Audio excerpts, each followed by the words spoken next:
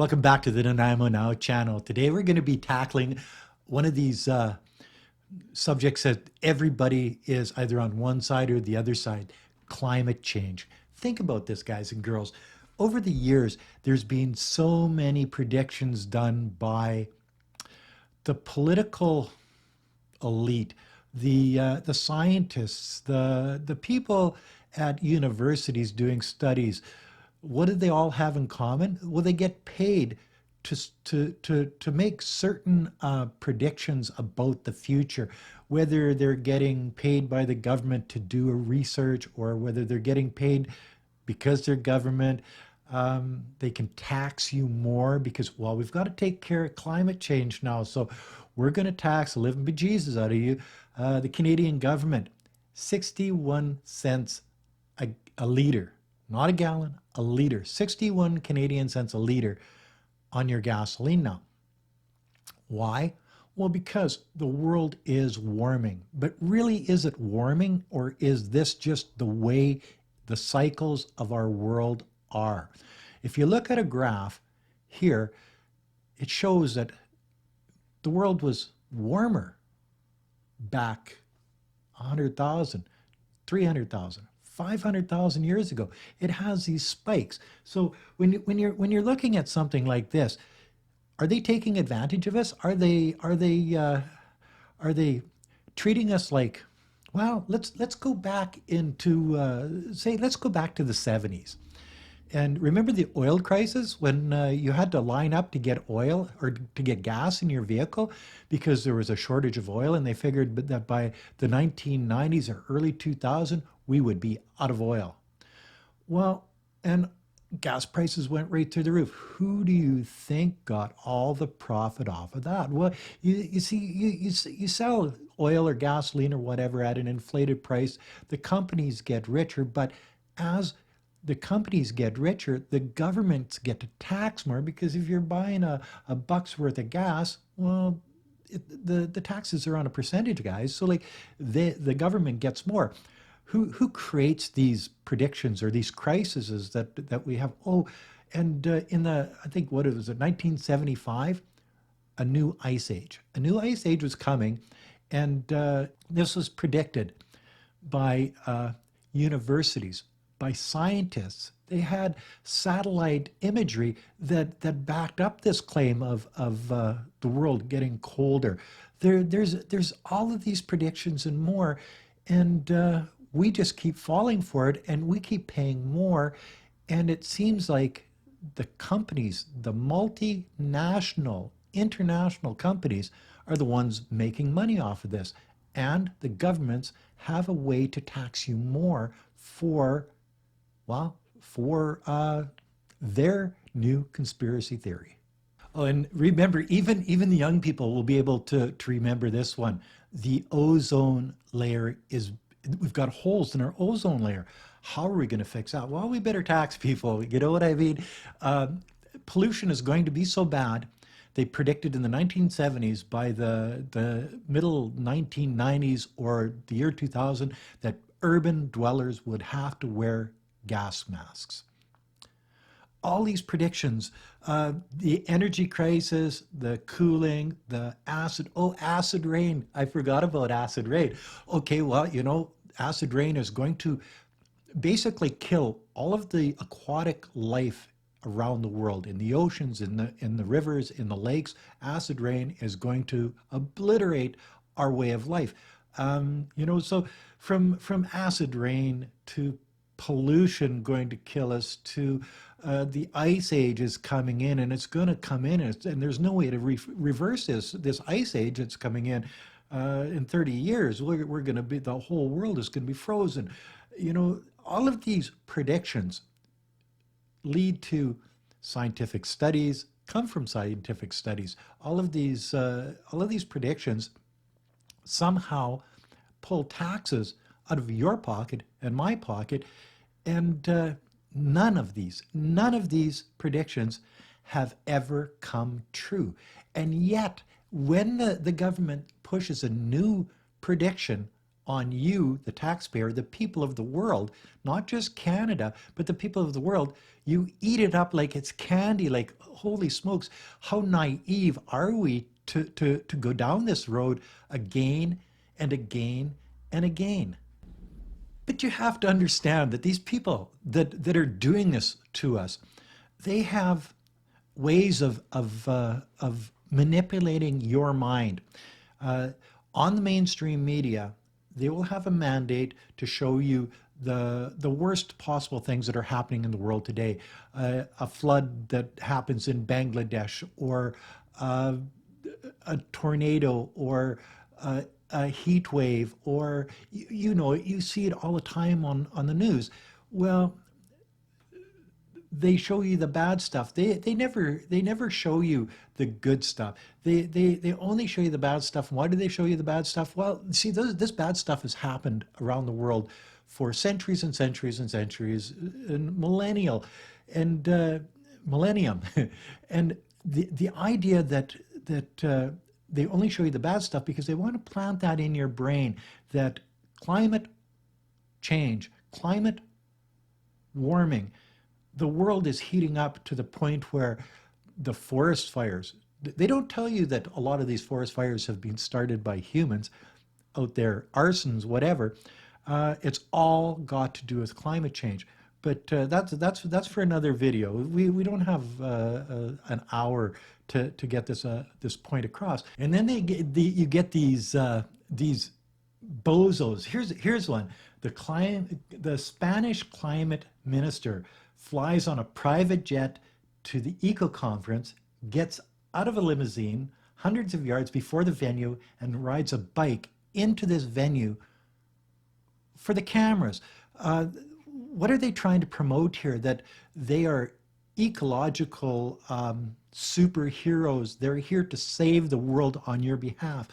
When you get somebody like Trudeau that will fly an airplane, a jet, across Canada, and then go back to Ottawa, and then fly back again to Tofino because he wants to go surfing, and then tell you that, mansplain to all of you people out there, why saving the world and taxing you on carbon tax so that it will teach you not to drive your vehicle very much because it's going to cost you more. So you're being punished for driving your vehicle, and it's up to the government to make you understand that if you drive too much and you use too much gasoline, then you'll be punished for it because they know better than you do. Have we had any climate targets in Canada since the carbon tax has come in? Absolutely not. Are we going to? No, it's not about that. It's a tax grab. Everybody knows that.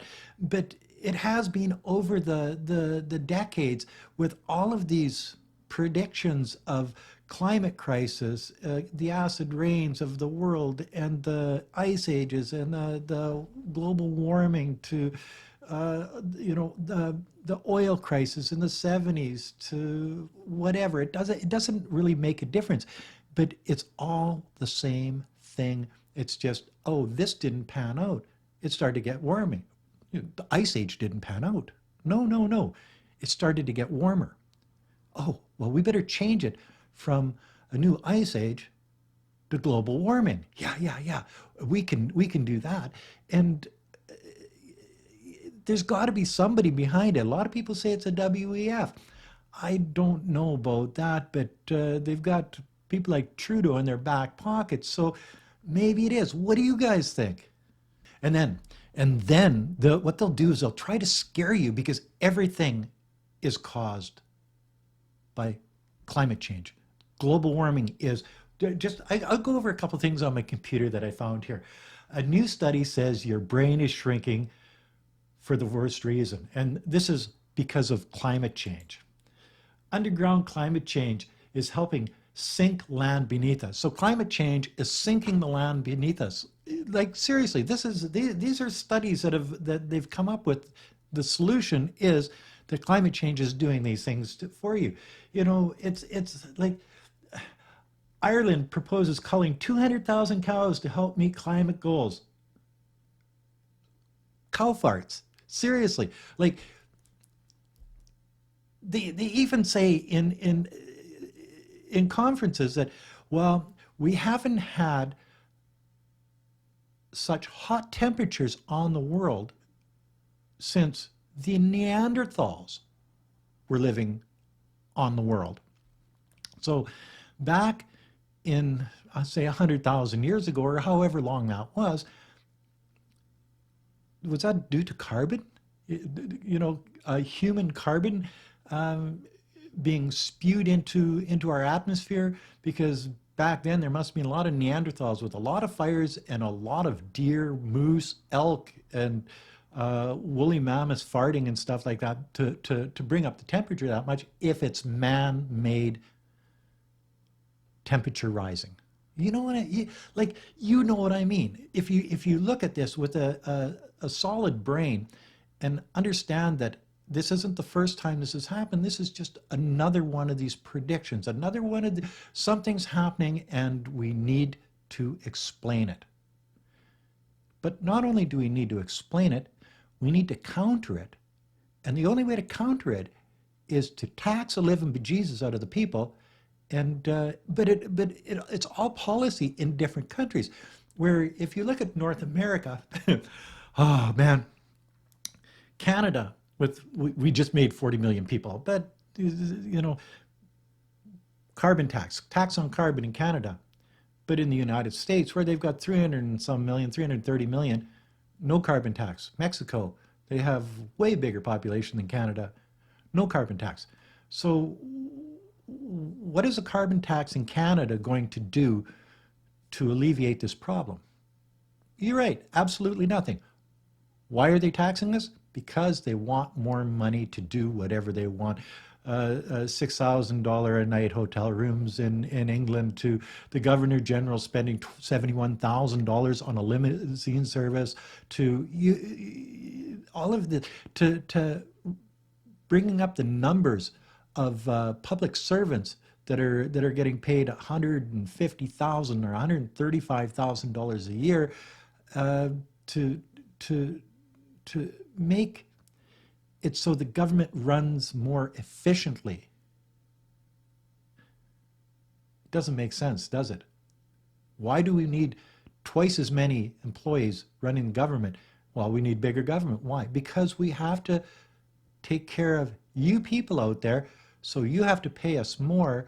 It just, you're right, it doesn't make any sense at all. And then you get the scientists that don't feed into this bullshit.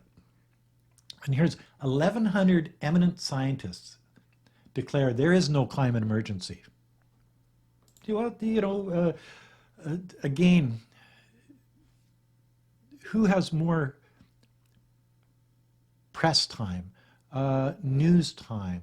These 1,100 scientists, or the World Economic Forum, or the Greta Thunbergs of the world?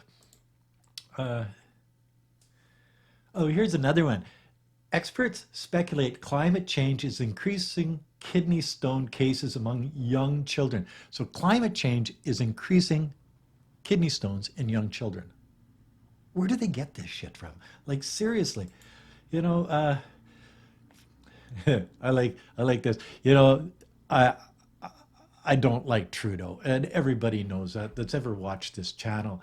I'm off to Latvia, where leaders will be making critical decisions about climate change. We're only taking 2 jets this time, one for me and one for my 27 vehicle motorcade. This can't be done via Zoom because we wouldn't be able to sip champagne and laugh at the peasants. Well, yeah, it does make sense that they have been taking advantage. The elite political group of people out there, they don't look at us as very important anymore. They've got bigger things on their plate, and climate change just happens to be that bigger thing. So pay your taxes.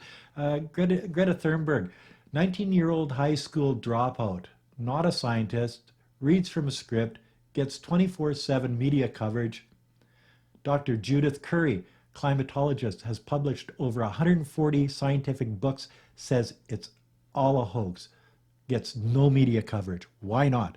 Well, because that's not what the politicians around the world want to portray to you, because they can't tax you if there's no crisis. It's simple and straightforward. It's sort of like the United States always creating conflict around the world because they've got this military-industrial complex that they make big bucks off of selling arms to different countries around the world, and they've got lobbyists that pay millions and millions, probably billions of dollars, into political parties to help them get elected so that they can promote the military-industrial complex. So you've got wars, you've got coups, you've got policing actions, you've got all of these things going on around the world, and the United States is behind it because it makes money. Follow the dollar, and you'll find out exactly why this stuff happens. But you know, I spent a little bit of time on the internet the other day, and I was looking at this stuff, and I'm thinking, conspiracy theories.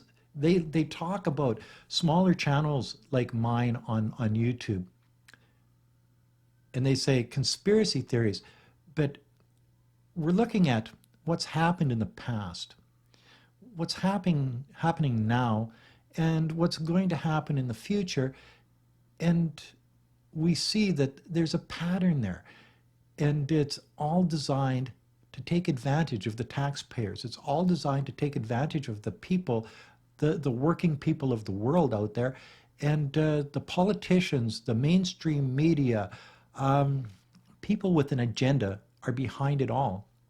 And it's a little difficult for us to take it all in because it comes over 5 years, 10 years, 20, 30, 40 years of these sort of predictions, conspiracy theories. But if it's mainstream media and your politicians, it's not a conspiracy theory, that's mainstream. That's why they call it mainstream media.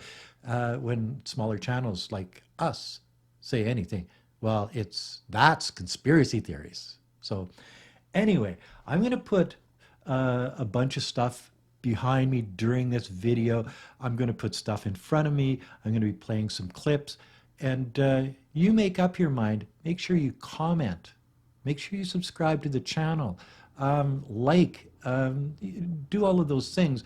But comment in the section below and let me know what you think about the subject, because this is something that is going to plague us basically forever until somebody or